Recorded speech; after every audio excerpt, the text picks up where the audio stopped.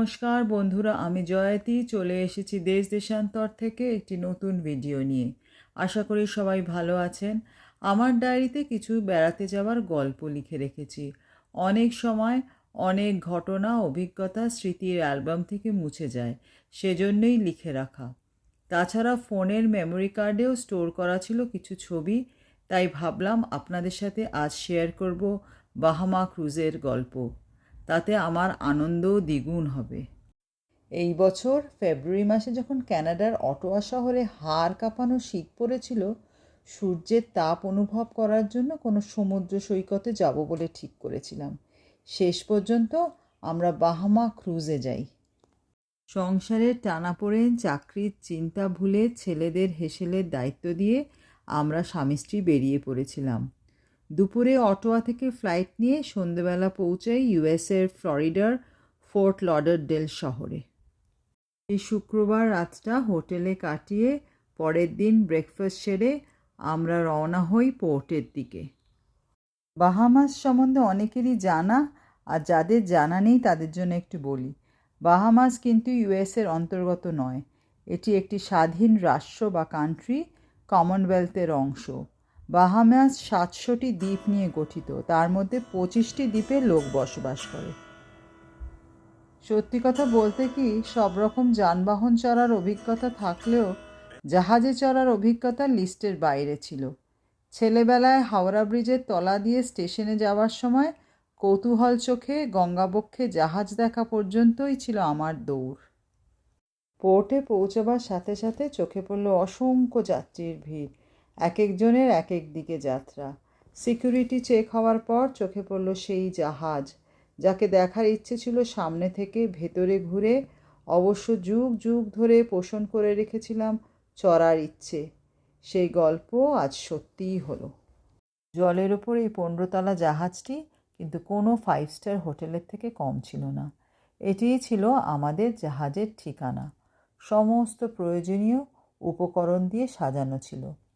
জাহাজের ওপার থেকে সমুদ্রের হাতছানি ও প্রকৃতিকে ভালোবাসার চোখ দিয়ে এত কাছ থেকে দেখা ও পাওয়া হয়ে উঠেছিল আমার কাছে এক অমূল্য সম্পদ। ডেকে বসে অসাধারণ খাওয়া, মাথার ওপর স্বচ্ছ আকাশ, আটলান্টিক সাগরের নীল রং উপভোগ করা, আর তার সাথে মিষ্টি হাওয়া, মনে হচ্ছিল যেন স্বপ্নপুরীতে বসবাস করার মতো।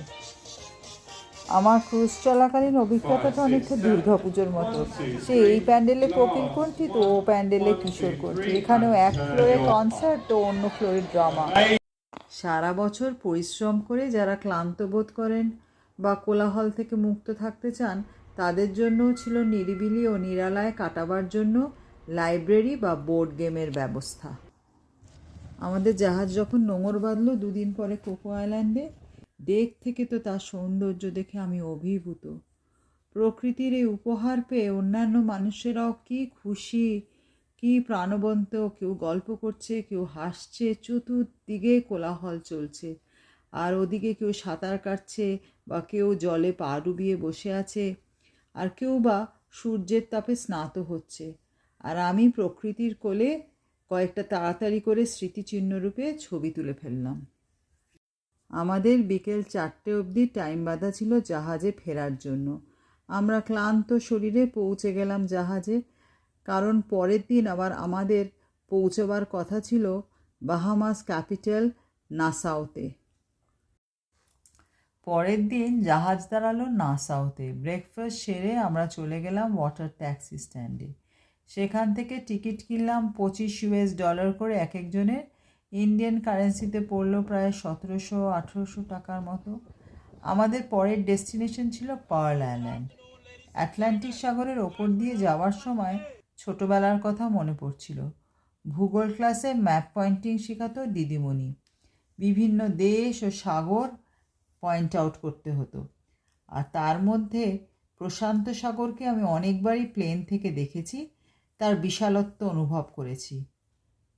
আটলান্টিক সাগরের বুকে জাহাজে চড়া, তাকে চোখে দেখা, তার জল স্পর্শ করা অনেকটাই আমার কাছে সেই রূপকথার গল্পের মতো। ওয়াটার ট্যাক্সি করে এসে পার্ল আইল্যান্ডে পৌঁছাবার পর শহরের ভেতর দিয়ে খানিকটা হেঁটে এসে বিচে পৌঁছালাম। নিরিবিলি নির্জন পরিবেশ, বিশেষ ভিড়ভাট্টাও নেই, চোখ জোড়ানো সৌন্দর্য, স্বচ্ছ আকাশ আর সমুদ্রের বুকে রঙের খেলা। কোথাও তীরে সবুজের ছোঁয়া, মনে হচ্ছিল যেন ক্যানভাসে কেউ ছবি এঁকে দিয়েছে।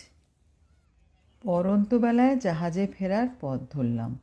আমরা মেয়েরা যতই ঘুরে বেড়াই, আমরা দোকানে ঢুকবো না তা তো হতেই পারে না। আর নানান সামগ্রী দিয়ে সাজানো দোকানগুলো থেকে দু একটা জিনিস কিনে ফেললাম। ওয়াটার ট্যাক্সি করে ফেরার সময় নজর কাড়ল সুন্দর সুন্দর বাড়ি, নীল দিগন্ত আর নীল সমুদ্রের নিচে কচ্ছপের দল। নাসাউতে ফিরে সোজা চলে গেলাম জাহাজে। পরের দিন আমাদের নামালো ফ্লোরিডায়। এখান থেকেই পাড়ি দিলাম স্নো হোয়াইটের দেশে। সঙ্গে করে নিয়ে ফিরলাম একগুচ্ছ স্মৃতি আর একরাশ আনন্দ। ফিরে এসেই হাল ধরলাম গতানুগতিক জীবনধারার। আজ এখানেই শেষ হলো 2-4 দিনের জন্য বাহামাস দ্বীপে ঘোরার ও জাহাজে চড়ার অভিজ্ঞতার গল্পটি। যদি ভালো লেগে থাকে তাহলে একটা লাইক করে দেবেন, কমেন্ট বক্সে লিখে জানাবেন কেমন লাগলো। প্লিজ পেজটা একটু ফলো করে দেবেন। আর যারা ইউটিউব থেকে দেখছেন, দেশ দেশান্তরের চ্যানেলটি প্লিজ শেয়ার অ্যান্ড সাবস্ক্রাইব করে দেবেন। সবাই ভালো থাকবেন। দেখা হবে আবার অন্য একটি কোনো ব্লগে। টাটা।